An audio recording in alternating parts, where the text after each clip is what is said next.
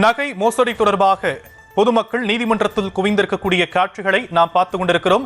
நிறுவனத்தால் பாதிக்கப்பட்டவர்கள் சென்னை உயர்நீதிமன்ற தலைமை பதிவாளரிடம் மனு கொடுக்கும் போராட்டத்தில் ஈடுபட்டு வருகிறார்கள். அதன் நேரடி காட்சிகளை நாம் பார்த்துக் கொண்டிருக்கிறோம். விவரங்களை களத்திலிருந்து நம்முடைய செய்தியாளர் ஜெரி வழங்க நாம் கேட்கலாம். ஜெரி, நகை நிறுவனத்தால் பாதிக்கப்பட்ட மக்கள் என்னென்ன கோரிக்கைகளை முன் வச்சிருக்கிறாங்க? களம் என்னவாக இருக்காங்க?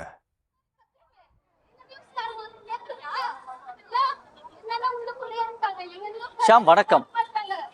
சென்னை வெஸ்ட் மாம்பலத்தில் ரூபி அப்படிங்கிற ஒரு நகை கடை இயங்கி வந்திருக்கு. இஸ்லாமிய சட்டப்படி வட்டியில்லா கடன் வழங்குறதா சொல்லி நிறைய வாடிக்கையாளர்களை ஈர்த்திருக்கிறாங்க. இந்த நிறுவனத்தால பெரும்பாலும் இஸ்லாமியர்களே பாதிக்கப்பட்டதாகவும் சொல்லப்படுது. அதாவது வட்டி இல்லாம நகை கடன் வழங்கப்படும் என்ற அறிவிப்பு வெளியானதும் தமிழகத்துல மட்டும் இல்லாம வெளி மாநிலத்துல இருந்தும் இங்க கடன் வாங்குறதுக்காக அடகுகள் வைக்கப்பட்டிருக்கு. இந்த நிறுவனம் இவர்களை மோசடி செஞ்சதாகவும் கூறப்படுது. அதாவது 3200 பேர்கிட்ட இருந்து ஏறத்தாழ 270 கிலோக்கு மேற்பட்ட தங்கங்களை மோசடி செய்ததாக கூறி காவல் நிலையத்தில் அப்போது புகார் கொடுக்கப்பட்டது. நீதிமன்றத்துக்கு இந்த வழக்கு வந்த உடனே அந்த குறிப்பிட்ட நிறுவனம் என்ன சொல்றாங்கன்னா, எங்களுடைய நிறுவனம் திவால் ஆகிடுச்சு அப்படின்னு மஞ்சள் 10 அறிக்கையும் கொடுக்குறாங்க. இந்த மஞ்சள் அறிக்கை கொடுத்த பிறகு நீதிமன்றத்தினுடைய உத்தரவுக்கு பேர்ல இந்த நகைக்கடை சீல் வைக்கவும் படுது. அதன் பிறகு பாதிக்கப்பட்ட அனைவரும் ஒன்று திரண்டு எங்களுடைய நகைகளை மீட்டெடுக்கணும் அப்படின்னு சொல்லிட்டு காவல்துறைக்கும் புகார் கொடுக்குறாங்க. அதன் பிறகு இன்னும் இந்த குறிப்பிட்ட நகை உரிமையாளர்களிடமிருந்து நகையை மீட்டெடுக்கல, இது நீதிமன்ற அவமதிப்பு அப்படின்னு சொல்லிட்டு இப்போ உயர் நீதிமன்றத்தில் இருக்கக்கூடிய தலைமை பதிவாளர்கிட்ட மனு கொடுக்கிற போராட்டத்துல ஈடுபட்டிருக்காங்க. அதாவது சென்னை உயர் நீதிமன்ற வளாகத்துல ஏறத்தாழ 150க்கும் மேற்பட்ட பாதிக்கப்பட்டவர்கள் அவருடைய கோரிக்கை அடங்கிய மனுவை கையில் ஏந்தி கொண்டு இந்த போராட்டத்தில் தற்போது ஈடுபட்டு வராங்க. அதாவது நகை கடனை மீட்டெடுக்கணும், சிவில் வழக்கை ரத்து பண்ணிட்டு குற்ற வழக்கு பதிவு பண்ணணும் அப்படின்னும் இந்த கோரிக்கைகள், அதாவது 5 கோரிக்கைகள் அடங்கிய இந்த மனுவை கையில் ஏந்தி போராட்டத்தில் ஈடுபட்டு வராங்க.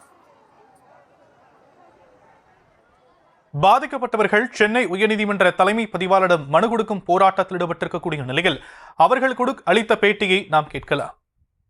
கோட்டை அவமதிக்கிறாங்க. அவங்க மீது இடபிள்யூ ஆபீஸ் மீது தக்க நடவடிக்கை எடுங்க. அவங்க கிட்ட 1.5 வருஷத்துக்கு முன்னாடி எல்லா குற்றவாளிகளுடைய நகைகளையும் ஃப்ரீஸ் பண்ண சொல்லி சொன்னாங்க. இது வரைக்கும் எந்த நடவடிக்கை எடுக்கல. 35 கிலோ வெறும் 300 கிலோ நாங்க இழந்திருக்கோம். வெறும் 35 கிலோ பிடிச்சிட்டு இருக்காங்க. அதை கூட எங்க கிட்ட கொடுக்கல, யாருக்கும் இன்னும் வந்து சேரல. அதையும் நீங்க பேங்க் கிட்ட தானே ஒப்படைக்கணும்.